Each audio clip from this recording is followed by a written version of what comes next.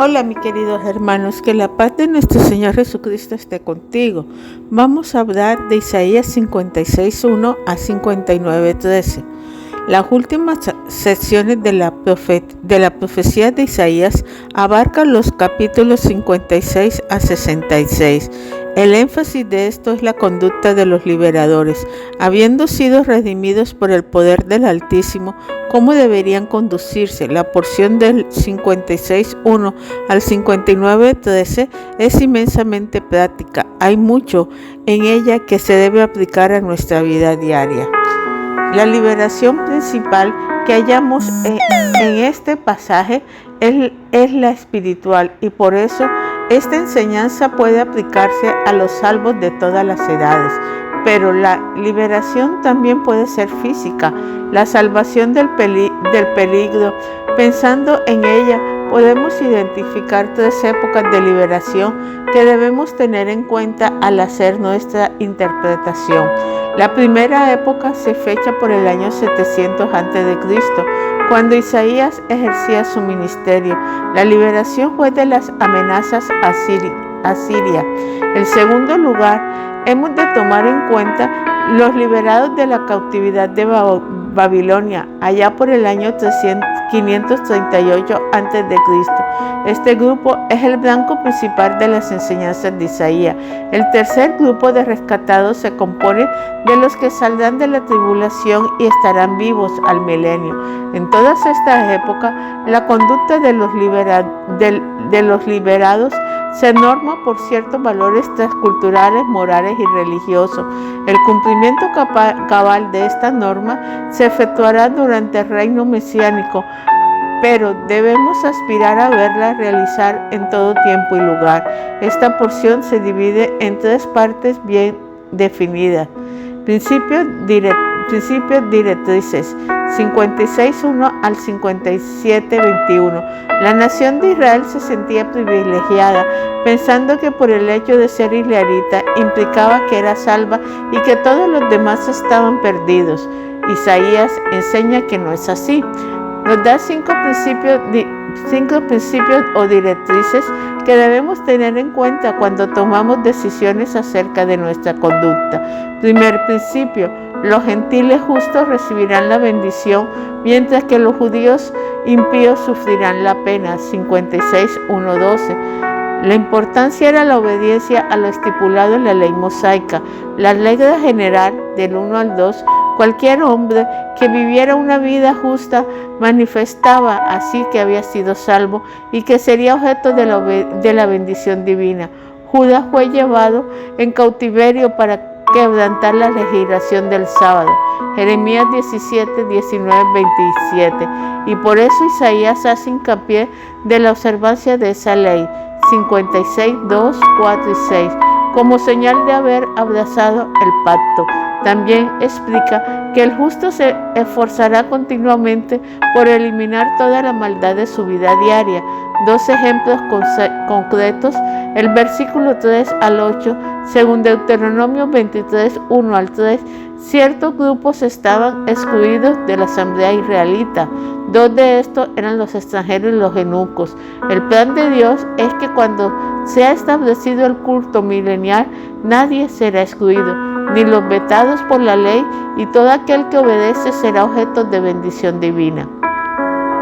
En el milenio, los excluidos por la ley serán incluidos. Los judíos desobedientes serán reunidos para ser castigados. Versículo 9 al 12. Es claro que el propósito de la recolección de los israelitas, versículo 8, es disciplinarlos. Serán devorados por los animales feroces. Versículo 9. La desobediencia de los líderes se refleja también en el pueblo. Versículos 10 y 12. Los atalayas eran totalmente descuidados y los pastores ignorantes, negligentes, egoístas y perversos. Segundo principio: la muerte del justo es una bendición, porque por medio de ella es la paz perfecta. 57:1-2. Al fin y al cabo, la muerte es la bendición más preciosa que el justo puede recibir. Tercer principio, el ocultismo y la idolatría siempre será castigada. 57:3-8. Una vez más, el profeta ataca estas prácticas abominables para el Señor. La pregunta clave se encuentra en el versículo 6, donde Jehová preguntó a los rebeldes: ¿no habrá de castigar estas cosas? No hay diferencia entre judíos y gentiles con respecto al tema. Todo aquel que practica la idolatría y el ocultismo será disciplinado por el Omnipotente. Vivimos en días muy peligrosos. La idolatría y el ocultismo nos rodea. El diablo quiere que estos pecados hagan mella en la iglesia del Señor. Analice su vida para identificar los ídolos que hay en ella. ¿Hay alguna práctica oculta que debe abandonar? No permita que el maligno gane la victoria. Que Dios sea el único objeto de su adoración y el hacer su voluntad su única preocupación. Cuarto principio, la confianza en sí mismo. Versículos 9-12 y los ídolos, versículo 13a, nunca traen bendición. 57:9-13b. El beneplácito del Señor se manifiesta en nuestra vida cuando llegamos al punto de confesar que separados de Él nada podemos hacer. Quinto principio, el único digno de nuestra confianza es el Señor. 57:13c. Hay una sola forma de disfrutar de las bendiciones divinas, depender del soberano santo. Versículo 13c. Pero para depositar la confianza a una persona hay que conocerla. Por lo tanto, el profeta da una descripción del Señor y de su obra. Es trascendente y a la vez inmanente. Versículo 15. Por un lado, habitar en las alturas y en la eternidad, y por otro lado, en el hombre de humilde corazón. Convence y disciplina a los suyos, versículos 16-17. No permite que su pueblo ande errado en caminos de rebeldía. Hace todo lo posible para poner de nuevo en los caminos correctos. Perdona y da paz, versículos 18-19. El que se arrepiente, el Señor lo limpia y trae bienestar en su vida. No hay paz para aquel que no confía en Jehová, versículos 20-21. El que permanece en rebelión contra Dios no puede gozar de la tranquilidad y bienestar que solo viene cuando uno está bien relacionado con el Señor. Las enseñanzas generales de los capítulos 56 y 57 es la justicia, trae la paz, mientras que la rebeldía trae castigo. La justicia trae paz, la rebeldía trae castigo. Cuidado con la hipocresía.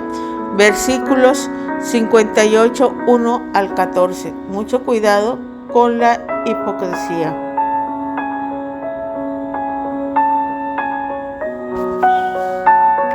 En todas las épocas la hipocresía ha sido abominación para el Señor. El participar en el culto por obligación o para ser visto por los hombres siempre ha provocado su desgano. Isaías se valió de 2 ejemplos concretos para reprochar la duplicidad del pueblo en la adoración. Hipocresía en practicar el ayuno. 58:1-12. Esta porción contiene la enseñanza más completa de la Biblia acerca del tema del ayuno, probablemente porque es una práctica que se presta al abuso. Por ley, los judíos solo tenían que guardar el ayuno en relación con el día de expiación, cuando otro ayuno era voluntario y es a este al que se refiere el profeta. Primero describe el ayuno hipócrita y después el verdadero. El ayuno hipócrita lo describe del versículo 1 al 55. Primero es el que se practica cuando uno vive en rebeldía y pecado, número 1. Segundo es el que se practica para aparentar ser religioso, versículo 2. Tercero es el que proclama a Dios al no conseguir el fin buscado, versículo 3. El ayuno con frecuencia se ocupa para tratar de chantajear al Señor. 4. Es el que no afecta la vida diaria, versículo 3 al 5b. 5. Sino que se convierte en una rutina religiosa que no produce cambio en el comportamiento cotidiano.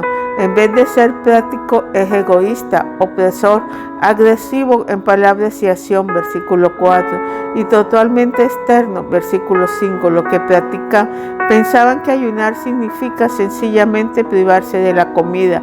En resumen, podemos decir que el ayuno hipócrita es impío, engañador, insolente e impráctico. El ayuno verdadero, 6 al 12, su descripción se encuentra en los versículos 6 y 7. Esencialmente es un ayuno que surge de las motivaciones correctas, es más interno que externo. El ayuno que además de evitar la comida busca la justicia en toda situación. Versículos 6-9. La persona comparte sus bienes con los necesitados. Versículos 7 y 10. Y no evade involucrarse en la vida del hermano y no te escondas de tu hermano. Versículo 7. Es un ayuno que produce acción y no es pasivo. La celebración del ayuno verdadero produce ciertos resultados muy positivos. Versículo 8 al 12. El que ayuna voluntariamente, queriendo lograr el bien de los demás, puede estar seguro de que disfrutará de la recompensa entre el pueblo de Dios. 8, 9 y 10. Y experimentará la contestación de sus oraciones. Versículo 9a. El pastor divino cuidará de él. Versículo 11a. Gozará de la prosperidad. Versículo 11b. Y tendrá posteridad. Versículo 12. En otras palabras, el ayuno verdadero logra todo lo que el ayuno hipócrita desea, pero que no puede obtener. En muchos, mejor practicar el ayuno ordenado por Dios. La hipocresía al guardar el día de reposo, 58 al 13-14. Otra área en que los israelitas tendían a ser hipócritas era la forma de celebrar el sábado. Ya vimos que el día de reposo ocupa un lugar muy especial para determinar si era justo o no. 56, 2, 4 y 6. En este caso, el Señor no señala los abusos en su observancia, solo da el aspecto positivo. La práctica correcta, 13 al 14, se dan 3 reglas que hay que seguir. Primero, hay que ocupar el día, no haciendo lo que a uno le conviene, sino lo que el Señor manda, 13a. Segundo, todo lo que hacen debe hacerse de buena gana, 13b, 14a. Su celebración debe ser una delicia. Tercero, no hay que ocupar el día hablando sus propias palabras, sino conversando sobre los asuntos que agradan al Señor, 13b. La promesa divina, 14b, el que observa correctamente el día del Señor, regresará a la tierra y disfrutará de las provisiones divinas de todas sus necesidades. La palabra de confirmación, 14c, Jehová le ha dicho y sabemos que lo va a cumplir. El que guarda adecuadamente su día disfrutará de las bendiciones abundantes. Pensemos, tome el tiempo necesario para repasar las enseñanzas de Isaías sobre la hipocresía. Repase especialmente el 1 del 10 al 20 y el 29 del 9 al 14. ¿Qué enseña Cristo sobre el tema en Mateo 23? ¿Hay hipocresía en tu vida? Si contestas que sí, confiésalo inmediatamente y abandónala. Verás cómo el Señor comenzará a bendecir tu vida. El verdadero problema, 59, 1 al 13. El pueblo de Israel había pasado por muchas pruebas y aflicciones debido a que no observaba correctamente el ayuno y el día de reposo, además que cometía muchos otros pecados. El problema es que no reconocían la verdadera causa, el pecado. En estos versículos el Señor declara la naturaleza del problema y cómo solucionarlo. El problema no radica en Dios, versículo 1, sino en el hombre, versículo 2, 59 del 1 al 2. El pueblo creía que todos andaban bien y que Jehová estaba fallando. Según ellos, el culto externo debería agradar a Dios y producir como resultado la bendición, pero ellos seguían en cautiverio. No conocían que sus pecados eran la causa de sus dificultades. Dios seguía estando muy sano, versículo 1. La enfermedad afectaba al pueblo, versículo 2, mismo que sufría las consecuencias de su propio pecado. Dios pone el dedo en la llaga, 59, 3, 8. Las acusaciones generales del versículo 2 se hacen muy concretas en los versículos 3 y 8. El Señor menciona las deficientes partes del cuerpo humano, desglosando los pecados relacionados con cada miembro. Con sus manos practican la violencia, 3a y 6b. Su boca profiere mentiras, maldades, conformismo y vanidad, versículo 3b, 4b. Su mente maquina maldad, muerte e iniquidad, versículo 4c, 7b. Sus pies los llevan a realizar acciones nefastas, versículo 7a. El versículo 8 es un resumen de todo.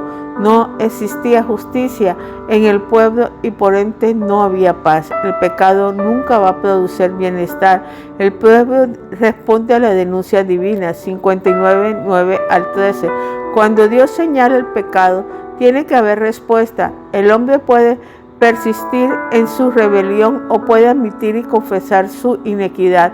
Israel reaccionó correctamente, reconocieron su pecado, 9:11, confesaron que la condición negativa que vivían era consecuencia de sus transgresiones. Su inequidad había proporcionado la injusticia, la inseguridad, las amenazas porque faltaba la luz y andaban como si fueran ciegos, versículos 9 y 10. Los sufrimientos le causaban angustias constantes, versículo 11a.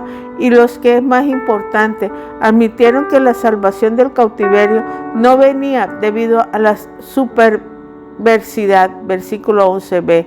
Confesaron sus pecados, 12 al 13. Al reconocer su falta, no era suficiente, también tenían que confesar. Confesar significa estar de acuerdo con Dios en lo que Él piensa del pecado, o sea, llamar el pecado como tal y no intentar disfrazarlo con frases bonitas. El versículo 12 contiene una confesión general de sus rebeliones, pecados e inequidades. El 13, la confesión específica. No cumplieron con sus obligaciones, prevaricar. 2 veces menciona el pecado de la mentira. La apostasía religiosa era obvia. Palabras calumniosas y rebeldes salían de sus bocas. El pueblo recibió el perdón, 55, 6, 7. Este punto no se encuentra en la porción que comentamos, pero sabemos que Isaías ya había dado enseñanza sobre el tema. El que confiesa sus pecados siempre recibe el perdón, no hay excepción. Dios es siempre fiel en limpiar el pecado al pecador que se arrepiente y confiesa sus transgresiones. Mediten en su vida para ver cuál es el problema mayor que enfrenta, por qué atraviesa por tal prueba. Una de las razones posibles es que no sigue las enseñanzas de Isaías 56-59. Está infringiendo algunos de los principales directrices. Hay algo de hipocresía en su religiosidad. Ha reconocido que es probable que la raíz del problema radique en usted mismo y que necesite arreglar cuentas con su servidor. Padre Celestial, te damos gracias, Dios eterno, por todo lo que tú haces. Que tu misericordia, Padre Celestial, que tu amor nunca nos deje, que seas tú guiándonos, Señor, y que seas tú, Padre Celestial, dándonos cada día más y más de ti. Señor, gracias por esta enseñanza tan hermosa que nos has dado. Te pedimos que cada día tu amor y tu presencia nos ayude. Tu misericordia, Padre Celestial, nos guíe. Tu amor y tu presencia, Padre Celestial, nos dé paz y tranquilidad. Tu amor y tu presencia, Padre Celestial, nos dé cada día más y más de ti. Te lo pedimos en nombre de nuestro Señor Jesucristo. Tú eres el Santo de Israel. Tú eres nuestro consuelo, nuestro pronto auxilio, y tú eres todo lo que nosotros necesitamos. Amén y amén. Dios te bendiga, mi hermano. Que la bendición del Padre, del Hijo y del Espíritu Santo siempre esté contigo. Amén y amén.